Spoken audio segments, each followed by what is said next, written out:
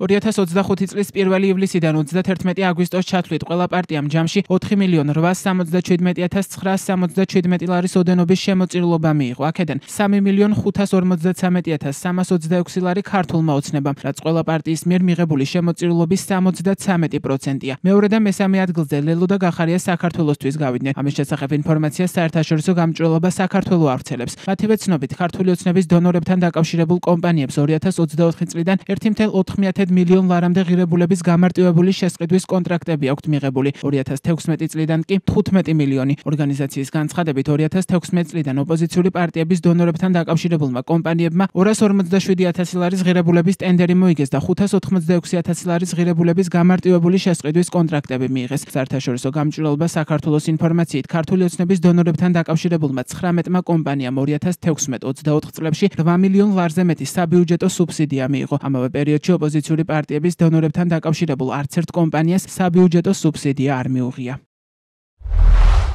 2025 წლის ივლისსა და აგვისტოში ქართულ ოცნებას 106-მა პირმა 3.553.326 ლარი შეწირა. სულ ქართული ოცნების ზემოაღნიშნულ დონორებს პარტიისთვის 8 მილიონ ლარზე მეტი აქვს შეწირული. საანგარიშო პერიოდში ოცნების შემომწირულებთან დაკავშირებულ კომპანიებს 2016 წლიდან 997 მილიონი ლარის ღირებულების ტენდერები აქვთ მოგებული. აქედან 273 მილიონი ლარის ღირებულების 2024-2025 წლებში. გარდა ტენდერებისა, ქართული ოცნების შემომწირულებთან დაკავშირებულ კომპანიებს 2016 წლიდან 14.9 მილიონი ლარის ოდენობის პირდაპირი შესყიდვის კონტრაქტები აქვთ მიღებული. აქედან 1.4 მილიონი 2024-2025 წლებში. სახელმწიფო შესყიდვების გარდა შემომწირულებთან დაკავშირებულ კომპანიებს მიღებული აქვთ სხვადასხვა საბიუჯეტო სუბსიდია. სულ საანგარიშო პერიოდში ქართული ოცნების შემომწირულებთან დაკავშირებულ 19 კომპანიას ჰქონდა ასეთი სუბსიდია მიღებული ჯამური თანხით 8.2 მილიონი ლარი.